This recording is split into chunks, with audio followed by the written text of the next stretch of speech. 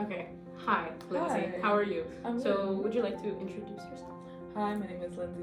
I'm a first year engineering student from Cameroon. Yeah. Okay. So, first question would be, what was your favorite childhood experience? My favorite childhood experience. I think it was in general just like going outside and playing with my friends in my neighborhood and everything like that. And it'll be like the silliest games. Like it'll be like imagine like we watch like a lot of anime as well, so just us pretending as if we're like having powers and everything. They'll be like villains. I feel like that was like it was such a silly thing, but looking back, like I had so much fun back then. It was like my favorite. In Cameroon or Oh no, this was when I was in Angola. in Angola? Yeah. Okay, you lived alone in Angola? Yeah, no, I lived with my family in Angola. All right. Awesome. Were there any cultural shocks that you experienced when moving from Cameroon to Dubai? Yes. Because you were, when I met you, you were fresh off the plane. Yeah, there actually was. I think the biggest one was how people interacted with strangers.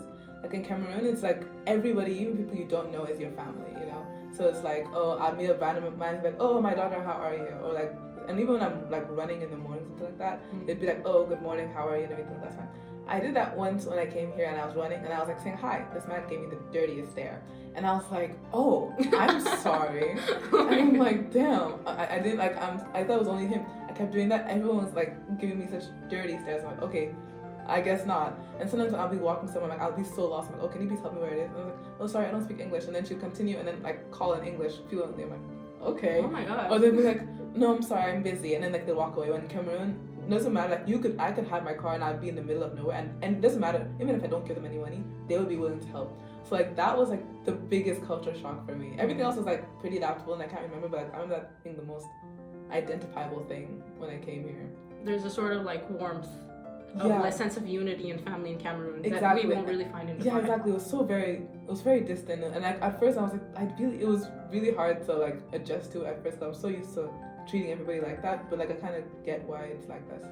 Yeah, I guess. What is a dish that really takes you back home and brings back a specific memory? I think it would be, there are two of them specifically. One of them would be ndole and plantain, because it's like my favorite. It's my favorite because it's really simple to make, and it's also just really good. Like it's very healthy because it has a lot of greens and vegetables and meats. But it's also like something that I always had whenever I came to visit my grandmother. Yeah, and another one would be mashed plantain and beans, because I also really liked it. Sorry, mashed plantain and beans. So it's like this mix. It's just like as it is, like mashed plantain and beans with red oil. And the things like, even though I really liked it, I have such a specific memory with it because once my grandmother made a huge pot of it, and we had to eat that same thing for like a whole week. And she was like, "You're not gonna eat anything else but this because I made it for you." Because it's like one of those things like, oh, I mentioned once that I love this, and then she was like, oh, okay, I'll make this for you, and I made a huge pot for a whole village for all of my siblings. Did you end up eating it all? Yeah, we ended up. It genuinely took a week where we ate nothing else: breakfast, lunch, and dinner. Listen, it's we're not gonna eat out, right? Okay. But she said that if you guys finish it by the end of the week, we can go out for pizza. So there was the silver lining. Wait, can you describe the dishes though? Yeah, so ndole is basically like a peanut sauce. So, like you take grinded peanuts, you mix it in water, and then you put onions and salt and vegetables in it. And then you take the peanut sauce, and then you take water leaf.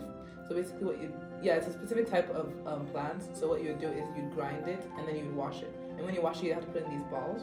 And then like when you put it in the peanut sauce. So then it becomes like this greenish, brownish texture. And then with that, you usually put all kinds of meats. But the common types of meats you put in there is dried fish, shrimps, and meats. And then like you put a little bit of oil and you season it, of course.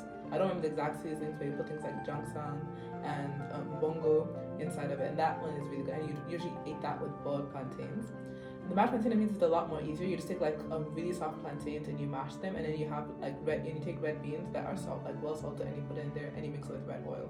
That one is a more like staple. That's like a really quick, not really quick, but like something that's simple and staple that they usually eat in a lot of Cameroon. And these items, these ingredients, they're usually found in Cameroon only, or they're around the area, like neighboring countries? Yeah, neighboring countries, I'm pretty sure you could have like similar ones. Obviously, like the specific ones that you would have, but neighboring countries would have like very good substitutes, but like most of the ingredients you would find only in Cameroon, like a good amount of them. That's very nice. I should try that. Is there anything here in Dubai that brings you back, like a specific restaurant that you found that brings you back to Cameroon, or you can't really find that here? I haven't really found it. I know a couple of my friends who have found it, but then also I haven't really been checking because I'm scared of like trying it and it won't be the same. Yeah. So it's like if I spend my money to buy it and I'm just like, oh, it's not exactly how I want it to be, I feel like I'd be a little bit disappointed. So I think I'm just gonna wait till either I get home, or what if I have another one of my friends who's Cameroon, he said he found good food that was there. So I'll ask him, I'll put in my meeting to ask him as well. Mm-hmm. So I'll see how that goes as well. That's nice. I mean, I'm hungry. Yeah, you made me hungry now. Did your culture play a role in your hobbies? I know you dance and you make clothes. Mm-hmm. You do that, so did that? I don't really think so. Actually, I could say maybe, because especially growing up in Cameroon, one thing that was like one of the biggest kind of like games that people would be playing would be like going out, because all of like, they're really, I wouldn't say aggressive games. Maybe it's just because my dad was the one teaching them, and he was always around his brothers, and those are the kind of games we played. But like there was always like running around and like I won't play the game because like they're specifically and kind of a little bit complicated for some of them. But like there was always like running around and like playing with other people. So like, I feel like that kind of became something that I loved doing. Mm-hmm. Like even if it's just like a silly thing, I like moving. That's why I always like putting myself in sports and things that kind of keep me going and moving. So I guess you could say a little bit, but I don't think it's necessarily as a cost to that. I think it just kind of happened to be because I grew up that way. I'm just used to doing that way. It's not common between families, like neighboring families, To do what? to like be active, go outside, be athletic. Oh yes, definitely. Yeah. Like even in my neighborhood, like we created this neighborhood committee in some way, and like every Saturdays, well not every, but they try to, where they have like this sports day kind of thing, where they go around and they walk or like do a small jog, and then when they stop somewhere, they do like a couple of sit-ups, push-ups, stuff like that, just to keep everyone moving. Mm-hmm. And like every single Christmas, for example, they would be like they would have a sports day kind of thing where they make everyone exercise, and then they would eat a lot of food, kind of like Balancing. Exactly. So like it's actually really common for like Cameroonians to try to keep their body moving and like try to stay healthy and active. Do you believe that changed with the generations, or is it always been like that, or is it like that right now? I feel like, I guess you could say it was changed in generations. I wouldn't really know about prior to that, because obviously prior to that it was more like, oh, you had to, because to keep up with your farm, like you would always be walking and moving anyways. But then because with modernization, it's kind of like people have been more inside, more sitting down. So I feel like, I guess you could say it's a change in generations, and the fact that like the older generation has realized that, oh, they still want to keep moving even though like their lifestyle has changed.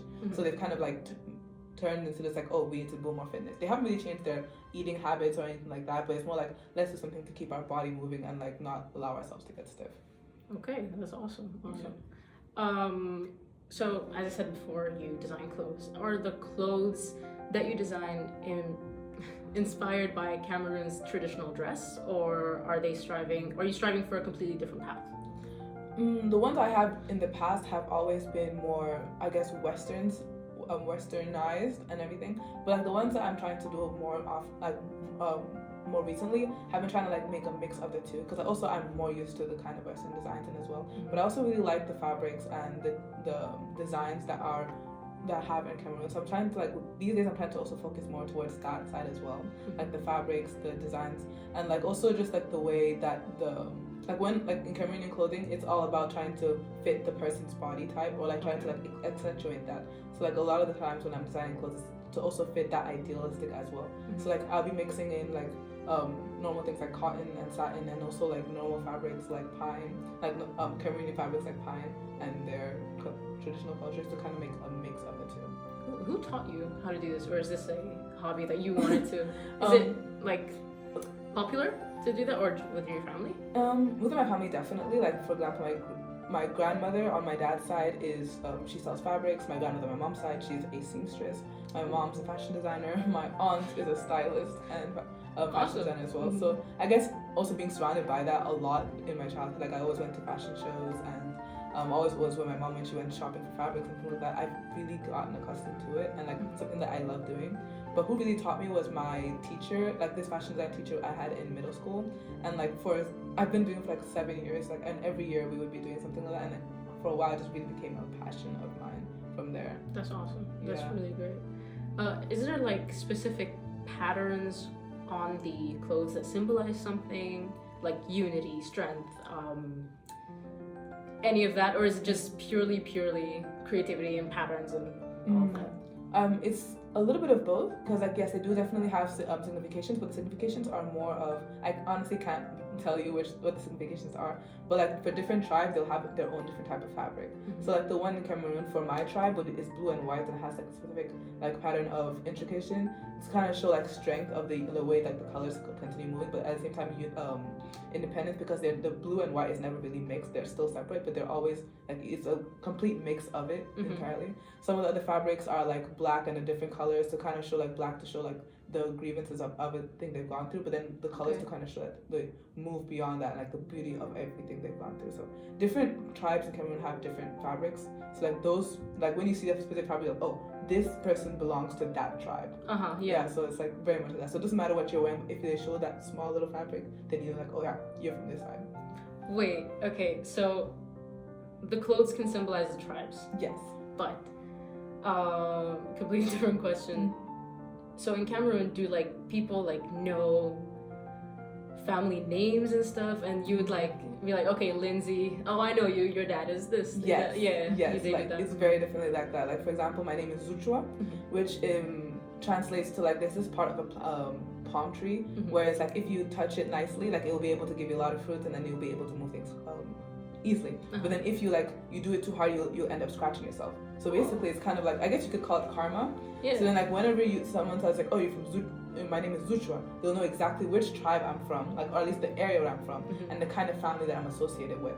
Or like my dad's name is also Nana, like one of his last names is Nana, which is also part of the bigger tribes of one of the richer families. So like, oh, you're a Nana, that means you're from this tribe. So like, they're obviously not all the names, but like a lot of the names is like, even if they don't know the entire name, because of one part of it, like Zu, like for example, and one of my second names is Zwenju. So like because of that small part, they're like, oh, it's from there. So like even if like it's a little bit different, because of like a specific prefix or suffix, they'll be able to know where it's from. It's like a lot of the names, depending on the status of the family, are very known. Wait, so what's your full name? My full name is Lindsey Benel Zuchwa Zwenju. Wow, so like the name has a message. Literally. Yeah, that's actually incredible. That's very beautiful. What are the values and beliefs found within your culture that defines it? That defines me. Defines the culture. Yeah, you're from the culture. One of the biggest things that I'm like, this is not entirely because of the culture itself, but also like my family, like the way they've instilled it. But it's a lot about like the ability to be independent, in the sense that you don't need to owe anybody. So like a little history lesson. The tribe I'm from is called Bakante, which means no slavery. Like Bak means no, and then Ante means like no slavery. As in, because when the Europeans came, our village was one of the only villages that actually said they would not, because they kind of gave a test to the leader of the Europeans who came, and when they failed that test, they were like, you're not gonna come in, because like they kind of made a pact that if you're able to fail the test, then you will become we will become your slaves happily, but if you fail the test, then you are not part of it. So then they did not come anymore. So then like that's how kind of the way it is. Like, so especially for my tribe, it's kind of like you should not allow yourself to be to owe anybody in any emotional or financial way entirely. And like obviously there's also different like animals that define like specific things. Like they'll be like, oh, a turtle that symbolizes longevity, that you should also that means that you should respect your elders because they've been there longer. Like after the age of 40 to 50, then you're considered somebody who's of a high value and status. Like that's why you should, even if you don't entirely agree with their ideals because of how outdated it might be, you should always respect your elders and always show respect to them. And but at the same time, it should go the other way around, where the new generation know about the world in a different way that you don't, because it's moved so much. So you should also listen and respect the younger ones. So those are kind of values that have been instilled with me that were in connection to my culture. Yeah. Okay. Do you have anything else, like any values that came within you from that? Maybe not inspired in your culture or not found within your culture. Sorry, just give me a second. It's okay, it's okay. Take your time. And if you don't have an answer, that's okay. We can move on. We can move on? Yeah. Alright, no problem. What historical events are most celebrated and remembered in Cameroon, and why are they so important? One of the biggest ones is the unity between the English side and the French side, because especially since like Cameroon has been colonized by 4 different countries. We were colonized by the Germans, the Portuguese, and French and English. Yes.